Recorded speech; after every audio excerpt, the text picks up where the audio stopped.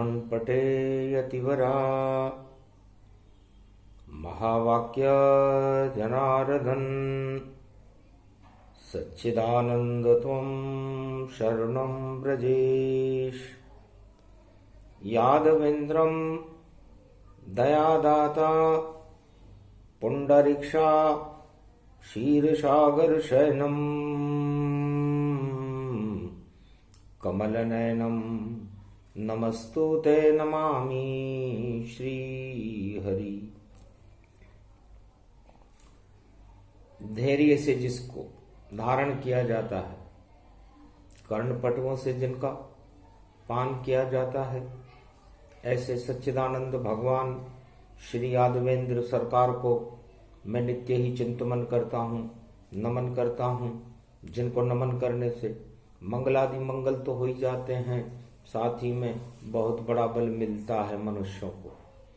वाणी ब्रह्माणी करो वाणी पर नितवास, राम कथा वर्णन करूं पूर्ण कर्मास। हंसारूढ़नी जगदम्बा वाणी ब्रह्माणी सरस्वती माँ, सर्वशक्तिदायकं वरदायकं जिह्वा निवासो। चार चतुर्भुजं महाशक्ति जगदम्बिका भवानी शारदा माँ माँ माँ माँ माँ। हंस पर आरूढ़ दुर्गा शक्ति जब प्रगटाती है, शुद्ध बुद्धि देती है, दुख सब हटाती है। भारत का मंगल करे, अमंगल को नाश करे, ऐसी भवानी जगदम्बा भारत में प्रगटाती है। धूमकेतु उदय होए, उसकी शक्ति नष्ट करे, दानवता को भी दुर्गा भारत से हटाती है। मानवता का प्रकाश करे और मलमास में धूमकेतु उदय होए, धूम मचा जाता है। उस धूमधाम को हटाती है पल भर में, और देखो शक्ति रूप बन भारत पुजाता है। कनक का कटोरा भारत और कृपा नारायण की जानो, और अवतार लेके नारायण चार युगों में प्रगटाता है। और हरियाला धूमकेतु गुजर रहा पृथ्वी से, सूरज की ओर जा रहा है, धूम ये मचाता है। जब जब भी चारों युगों में उदय होए धूमकेतु, और पूरे विश्व की बुद्धि को धूम सोख जाता है।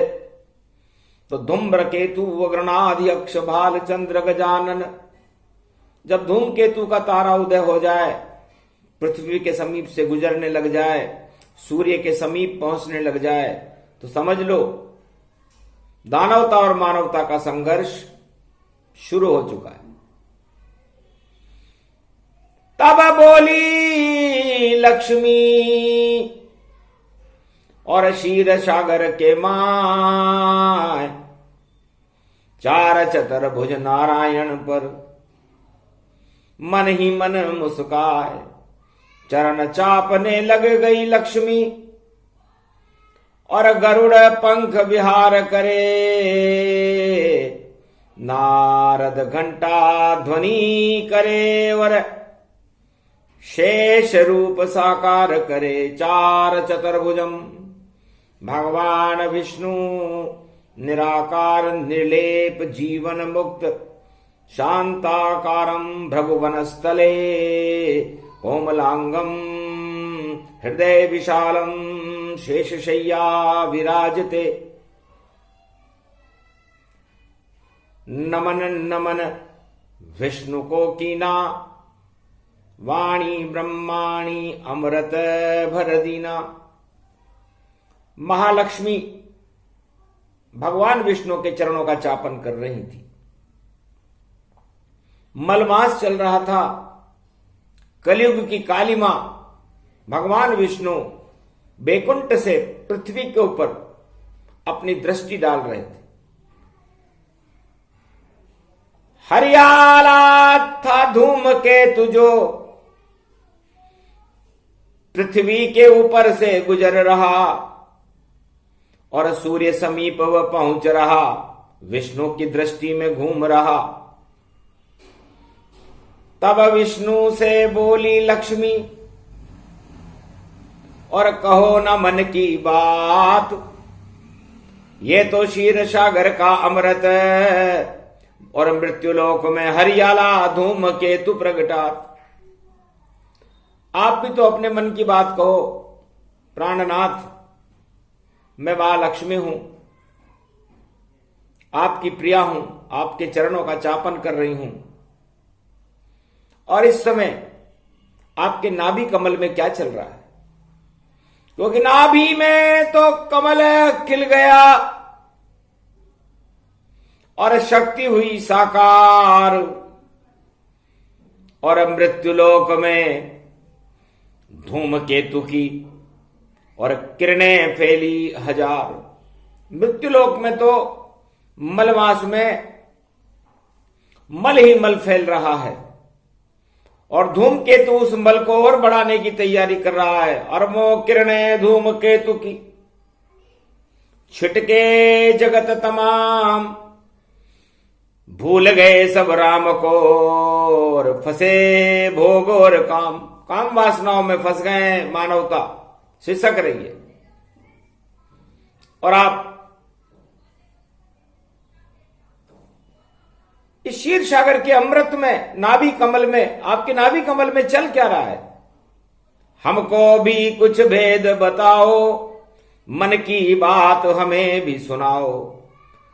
विष्णु हंसने लगे जोर से, और क्षीर सागर में मुस्काए,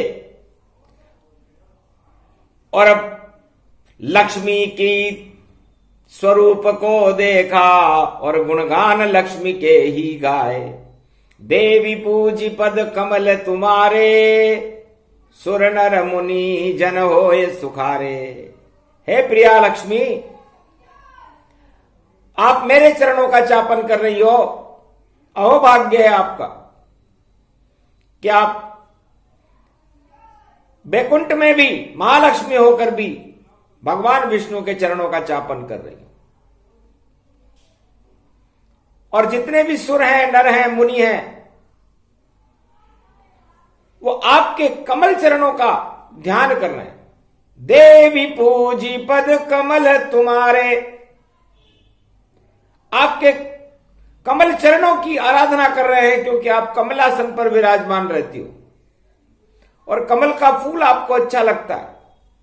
और कमल क्षीर सागर में कीचड़ नहीं है, कमल तो खिलता कीचड़ में, दल दल में ही ये उगता है।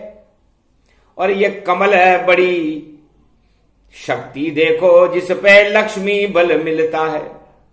तो आपको ये कमल का फूल बड़ा अच्छा लगता है, क्योंकि आप कमल के फूल पर, कमलासन पर ही विराजमान रहती हो। आपका स्वरूप ही कमला है।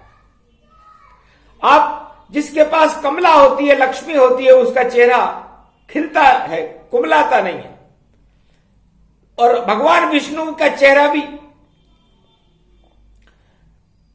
निराकार ज्योति के प्रकाश में प्रकाशमान है, क्योंकि कमला उनके चरणों का चापन कर रही है। तो जिसके पास कमला होती है, जिसके पास कमल होता है, उसके चेहरे पर प्रकाश की और प्रसन्नता रहती है।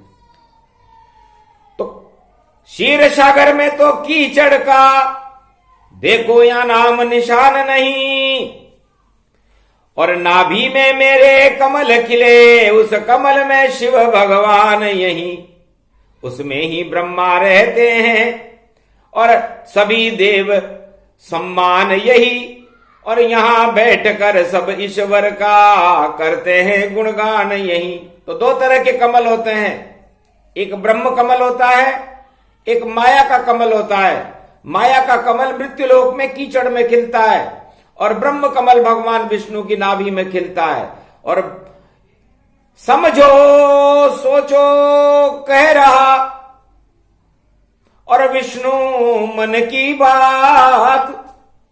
और क्षीर सागर में लक्ष्मी जी ये कमल आपके हाथ। विष्णु की नाभि में खिलता ये काम वासना रहित रहे।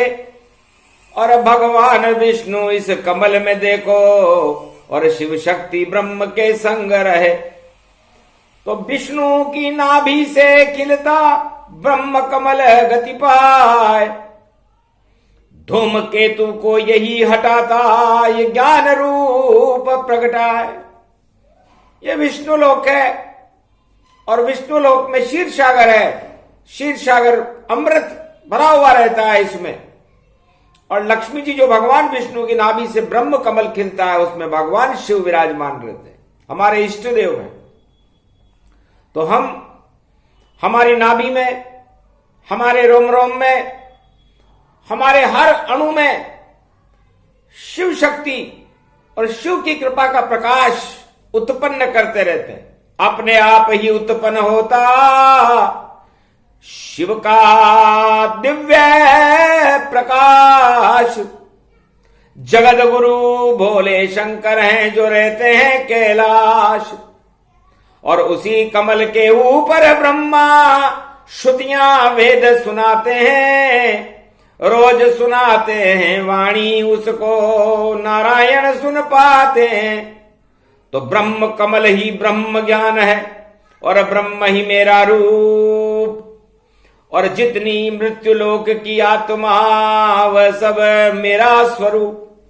और इस मृत्युलोक में भी जितनी आत्माएं हैं, क्योंकि मृत्युलोक में तो दलदल है, काम वासनाओं के दलदल में और भोग में जब आत्मा फंस जाती है और वह कीचड़ में कमल खिलाने का प्रयास करती है तो कीचड़ में कमल तो खिल जाता है, लेकिन कीचड़ ही कीचड़ फैल जाए तो कमल बेचारा क्या करता,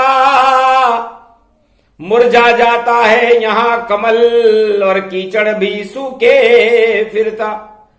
तो मिला नहीं चुल्लू भर पानी और कमल गया कुमलाए। तो इस कमल को खिलने के लिए कीचड़ चाहिए और मृत्युलोक में काम वासनाओं का कीचड़ भरा हुआ रहता है। और उस काम वासनाओं के कीचड़ में हर मनुष्य अपनी भावनाओं के कमल खिलाता है। तो जाकी रही भावना जैसी प्रभु मूरत तिन देखूं वैसी। तो यदि आप अपने शरीर में, आपको यहां भेजा किस लिए है? लक्ष्मी मन की बात बता रहा हूं जो आज तक मैंने किसी को न बताई। न ये 4 वेद में मिलेगी, न 6 शास्त्र में मिलेगी, न 18 पुराण में मिलेगी, न श्रीमद् भागवत में मिलेगी, न गीता में मिलेगी, न रामचरितमानस में मिलेगी। मन की बात है। आज आपने पूछा कि मल मास में मन की बात सुनाओ। मेरी भी इच्छा हुई, क्योंकि धूमकेतु को देखने के बाद भगवान विष्णु का अवतार हो जाता है। तो सोचो 21वीं शताब्दी में भारत में ईश्वर का प्रकाश होने वाला है, इसीलिए मैं आपको अपनी मन की बात सुना रहा हूं। क्योंकि दानव ताप सब हट जावे और कीचड़ कोई बना नहीं पावे। मृत्युलोक और भारत भी मेरा भवन ही जान। कोई फैलावे गर यहां कीचड़ तो प्रकट होए भगवान। तो धूमकेतु और दानवता भारत में कीचड़ फैलाने की तैयारी कर रही है और हम उस कीचड़ को क्षीर सागर बनाकर उसमें कमल खिलाने का प्रयास कर रहे हैं। तो हमारा कमल तो विष्णु भगवान अवतार की नाभि में खिलता है कमल। कीचड़ में हजारों कमल खिल जाएं, लक्ष्मी जी उस पर विराजमान नहीं रहती। लक्ष्मी तो भगवान विष्णु के नाभि कमल में विराजमान रहती है। तो है लक्ष्मी, आप सागर की पुत्री हो, समुद्र मंथन का अमृत हो, उसमें से निकली हो और उस अमृत को हम हमारी नाभि में संचित रखते हैं। हर पल हर क्षण आपको करते विष्णु याद और जितनी आपकी यादें हैं वह कमल स्वरूप प्रसाद। वो कमल है, उस कमल में खिलता है, और आपकी कृपा जब खिलती है कमल बन करके, तो भगवान शिव गौरवान्वित होकर के उस कमलासन पे ही प्रकट हो जाते हैं। जो जो विष्णु सोचते नाभि कमल के माय, एक पल में पूरा कर देते और ऐसे शिव कहलाए। और ब्रह्मा वैसी रचना करते, चार वेद का सार, एक कमल ही सबसे सुंदर निराकार अवतार नारायण का रूप है। और नाभि कमल खिलाए, बाकी जितने कमल है जगत में सब मुरझाए। सारे कमल तो कीचड़ में और अपना प्रकाश फैलाते हैं, दल दल हो जाता है सब कुछ और दल दल मिट्टी में मिल जाते हैं। तो दल दल में खिलता कमल और देखो कीचड़ हो, और निराकार की शक्ति है वही ब्रह्ममय हो। भगवान विष्णु कहने लगे नाभि, नरेश को यह ज्ञान जैन धर्म में हुआ, वाल्मीकि को यह ज्ञान मरा मरा कहने के ऊपर हुआ। उसने कहा कि मरना ही मेरा धर्म है, तभी मैं राम से मिल सकता हूं। तो यहीं से ये प्रसंग शुरू करते हैं, क्योंकि धूमकेतु मानवता को मारने की तैयारी करता है, आक्रोश को फैला देता है, आसमान में चिंगारियां उड़ने लग जाती हैं। जब धूमकेतु का उदय हो तो सबसे पहले गणेश जी की वंदना करनी चाहिए, क्योंकि धूम्रकेतु अग्रणादि अक्ष भालचंद्र गजानन। जय गणेशम निर्लोप निर्लोप रुद्यम भगवम, ओम श्री गणेशनाय गणानाय गणनायको वाणी विनायको वरसिद्धि विधियम सम नीलकंठे शंकर सुवनम घोरी पुत्रम गजानंद गणपति गिरिजा सुवनम श्री प्रथम त्रिलोक देवता पूज्यते चरणारविंदम चतुर्ध्यानम लंबोदरेकदंत गजानंद गणेश गणनायको करिवर वदनम सकल सिद्धिदायकम द्रपाणी ते मूर्खा ते पूज्यते प्रथम पूज्य श्री गणपति। हे गणेश जी, मलमास में हम आपकी वंदना कर रहे हैं। 26 दिसंबर है, 8 का अंक है, 6 और 2 8, ये बड़ा महत्वपूर्ण अंक है। और इस 8 के अंक से कंस मारा गया था, क्योंकि कंस ये पता लगा नहीं सका। धूमकेतु उदय हो रहे थे, गोगा महाराज वहां पर आ गए थे, नारद जी ने भविष्यवाणी कर दी थी कि 8वें गर्भ से तेरा काल उत्पन्न होगा कंस। तो कंस उस 8 की गिनती को समझ नहीं सका, और भादो कृष्ण पक्ष अष्टमी को भगवान कृष्ण का जन्म हुआ। सारे धूमकेतु समाप्त हो गए, मानवता का प्रकाश हो गया, और शाम रंग ने पूरे द्वापर युग में अमृत की बरसात कर दी। इधर शरद पूर्णिमा की खीर गोप ग्वालों को खिला दी, उधर गीता का अमृत अर्जुन और पांडवों को पिला दिया। यह भगवान कृष्ण की कला थी। तो हम भी ये कला अब मृत्युलोक में करने जा रहे हैं, और ये बीड़ा धूमकेतु के आने से हमने भी उठाया है कि हम आत्मा को यहां भेजते क्यों हैं, और आत्मा का उद्देश्य क्या होता है। तो आत्मा का उद्देश्य इस मृत्युलोक में केवल अपने शुभ और अशुभ कर्मों को भोगना होता है, और अशुभ कर्मों में कटौती करके शुभ कर्मों की बढ़ोतरी करना ही आत्मा का धर्म है। और यही धर्म सबसे बड़ा धर्म है। और इस धर्म को सतयुग में ध्रुव, प्रहलाद और वाल्मीकि ने रामचरितमानस लिख के लिखाया कि मैं इस धर्म को समझा नहीं, मैं तो डाकू की जात। पर डाकू का उल्टा कूड़ा होता, और कूड़ा भर भर पाप। इसलिए मृत्युलोक पूरा कूड़ा है, और मैं इस कूड़े को लूटने के लिए डाकू बना हुआ हूं।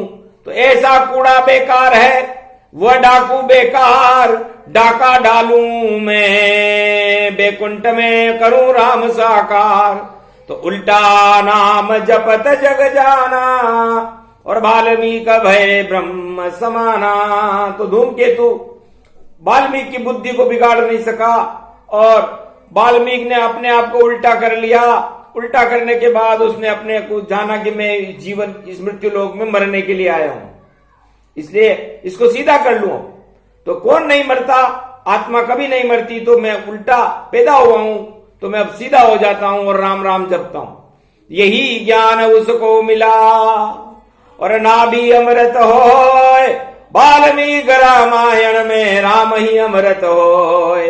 तो वाल्मीकि भी धन्य है जो कर गए राम का पान, और नाभि कमल में अमृत से और भर लिया राम का नाम। तो उन्होंने अपने नाभि कमल में राम भर लिया, और राम का अमृत पान आज भी संसार करता है। वाल्मीकि धन्य है, धन्य है तुलसी का पत्ता बन गया तुलसी, तुलसी चरणामृत पान किया, और चित्रकूट में बैठ तुलसी ने और राम नाम का नाम लिया, और मानस कलयुग में लिख दी और सारे पाप हटा ही गया, और मानस बनने की शक्ति भारत में सबको बता ही गया।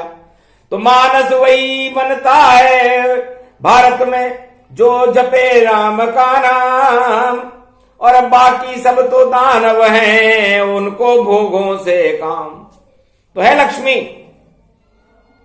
आपके तो कोई पुत्र हुआ नहीं, तो मैंने मेरे नाभि से ही ज्ञान पुत्र पैदा कर लिया, इसे नाभि कमल कहते हैं। और हर आत्मा के अंदर एक नाभि होती है, और उस कमल का फूल हर मनुष्य की आत्मा में होता है। उस नाभि कमल पर, उस कमल के ऊपर 9 दुर्गाओं विराजमान रहती हैं। आप नवी दुर्गा हो, लक्ष्मी हो, जानकी हो, राधा हो। तो जो इस नाभि कमल की शक्ति को समझ जाता है, वो इस मृत्युलोक के कीचड़ से बाहर आकर के कमल को खिला लेता है, वो और उस कमल में उसे परमात्मा के दर्शन होने लग जाते हैं। बाकी तो सब लोग भोगों के कमल खिलाते हैं, सत्ता के कमल खिलाते हैं, सत्य से बहुत दूर होते हैं, और वो कमल तो कीचड़ में ही मिल जाता है, मुरझा जाता है कीचड़ में, और कमल ज्यादा वहां रहता नहीं। और अगर भंवरा फंस जाए उस कमल में तो जीवित कभी बचता ही नहीं। तो सत्ता रूपी कमल में भंवरा लोभ समान, और मर जाता है उसी लोभ में, बोले विष्णु भगवान। तो हर आत्मा जब मृत्युलोक में आए तो उसे अपनी नाभि में भगवान नारायण का कमल खिला लेना चाहिए, ब्रह्म कमल खिला लेना चाहिए, कि वो यहां क्यों आया, वो यहां क्या करेगा, और उसे क्या करना है। तो जो भी आए मृत्युलोक में उसे मृत्यु को ही देखना है, और अशुभ कर्म की करे कटौती, और शुभ शुभ कर्म यहां करना है। तो सबसे बड़ा शुभ कर्म है, और जपो हरि का नाम, हरि हरि जपते रहो तो जीवन हो शुभ काम। तो आपका जीवन शुभ होगा, बैतरणी नदी से पार हो जाओगे, और ये हरियाला धूमकेतु जो भारत में कलयुग में प्रवेश कर चुका है, यह आपका बाल भी बांका कर सके। वरना आपस में ही जो लड़े और भाई भाई लड़ जाए, महाभारत में भी लड़े और रावण देत खपाए, और देखो हिरणाकश खपा और खप गए कौरव जान। धूमकेतु की करामात है, बोले विष्णु भगवान। तो है मनुष्यों, आप कलयुग में अपनी नाभि में ज्ञान का कमल खिलाओ, और अज्ञानता के कीचड़ से दूर रहो। ये 10 इंद्रियां आपको भोगों में ले जाएगी, और अज्ञानता के कीचड़ में जब आत्मा फंस जाती है तो कमल नहीं खिलता, कमल मुरझा जाता है।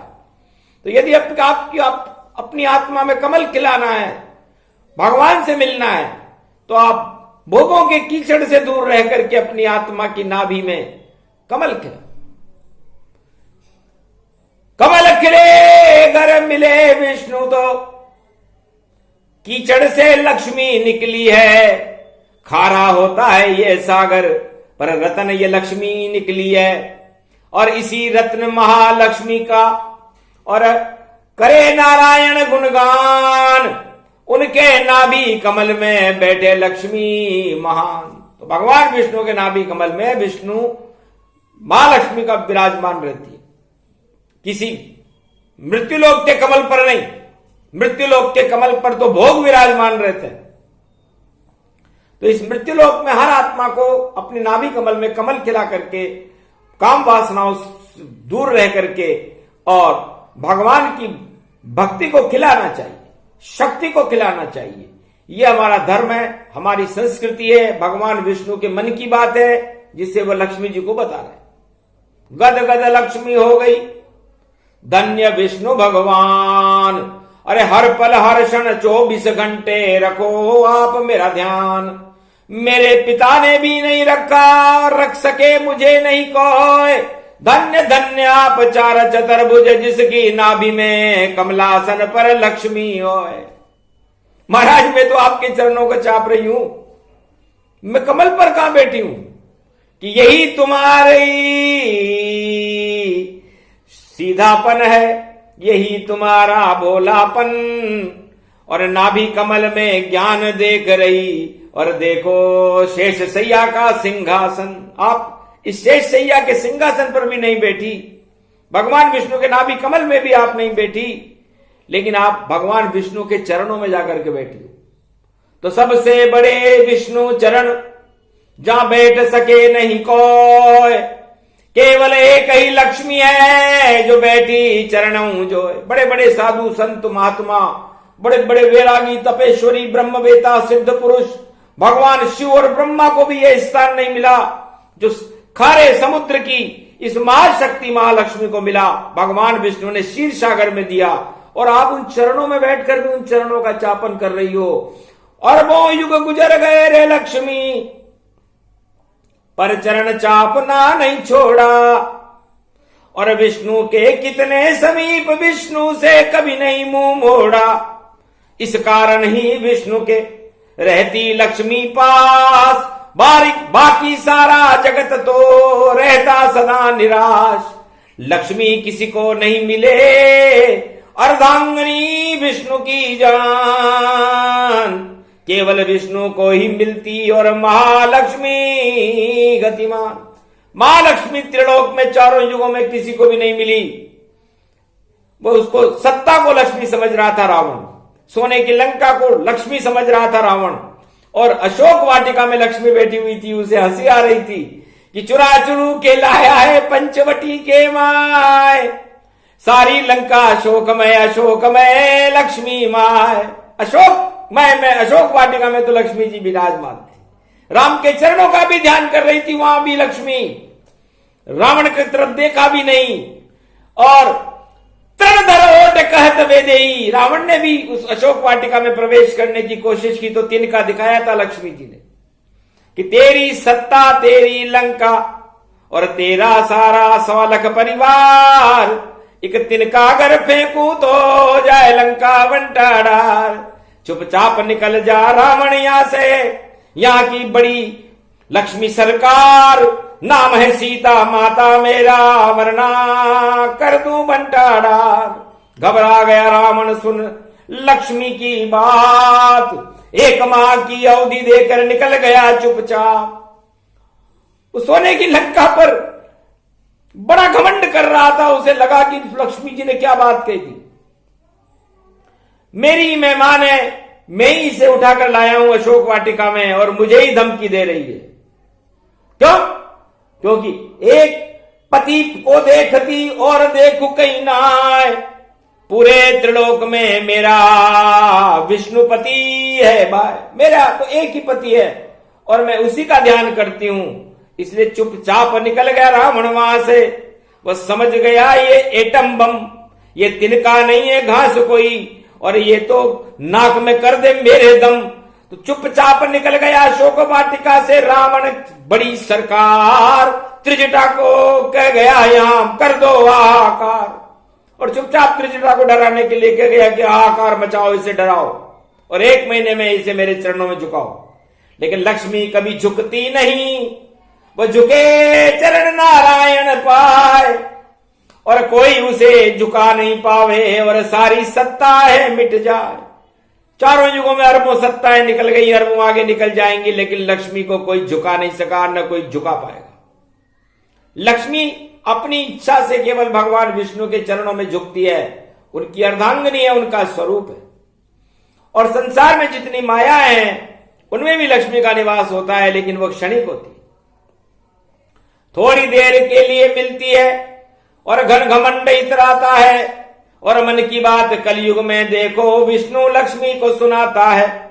ये तो विष्णु कल्प है जो धूम केतु करे नाश, इस कारण लक्ष्मी जी के आए नारायण पास, सारे मल वहां हट गए। ये तो मल का मास विष्णु की ज्योति जली और लक्ष्मी हुआ प्रकाश। नाभि कमल में शिव जी की शक्ति बड़ी विशेष। और ब्रह्मा वेद का पाठ करने लगे, मिट गए कोटि कलेश। तो धूम केतु हरियाला देखो, तांडव करे नहीं पाए। गर भारत में तांडव करे तो स्वयं नष्ट हो जाए। पृथ्वी से चुपचाप गुजर जाओ और देखो धूम मचाना न तुम। और सूरज के अंदर जाकर के और खुद ही जल जाना वहां तुम।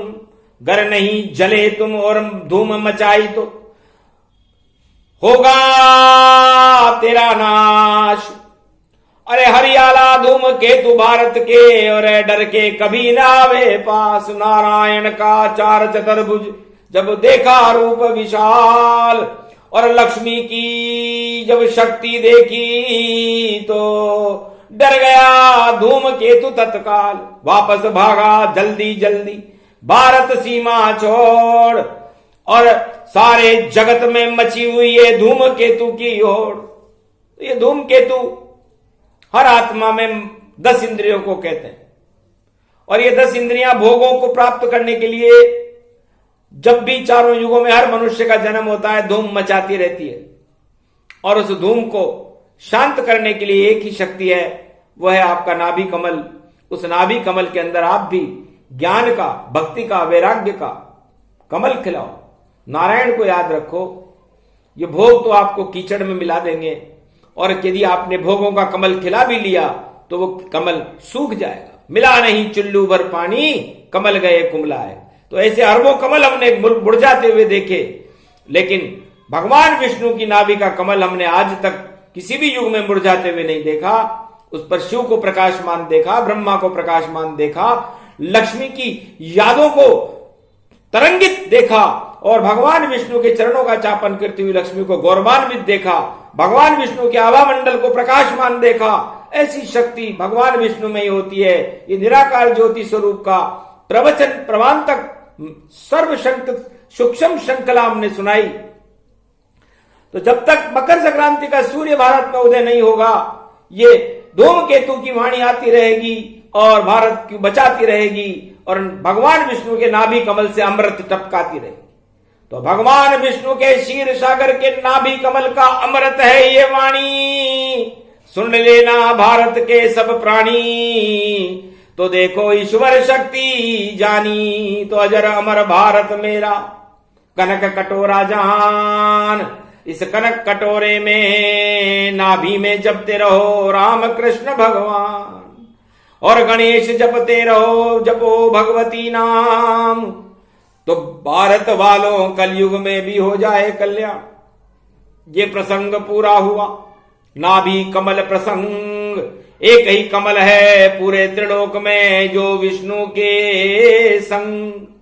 उसी कमल में सारा जगत है, सभी आत्मा होय, वही है सब परमात्मा।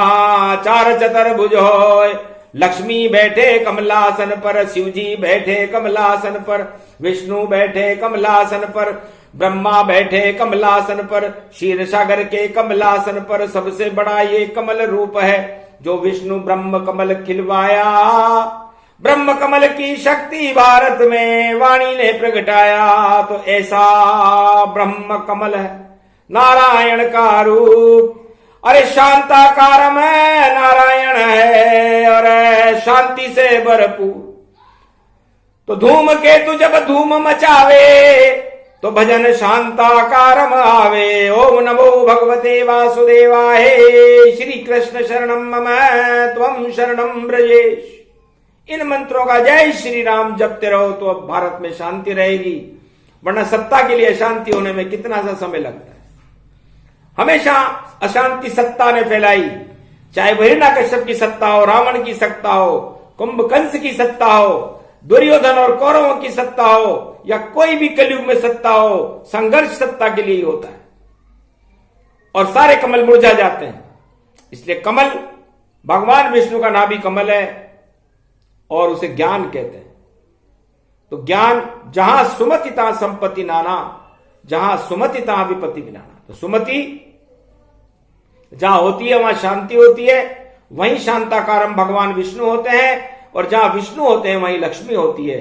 इसलिए ये सब वस्तुएं 4 वेद से 18 पुराण में भगवान विष्णु कहते हैं कि मैं शांति से मिलता हूं और अशांति का तो मैं विरोध करता हूं और सारी दानवता को मैं अशांत करके और समाप्त कर देता हूं। इसलिए अशांति ही दानवता है और शांति ही मानवता है। इसलिए हमें मानवता की जय जयकार करते हुए भगवान विष्णु और लक्ष्मी का ध्यान भारत में जब तक मकर संक्रांति का सूर्य उदय न हो तब तक तो करते रहना चाहिए।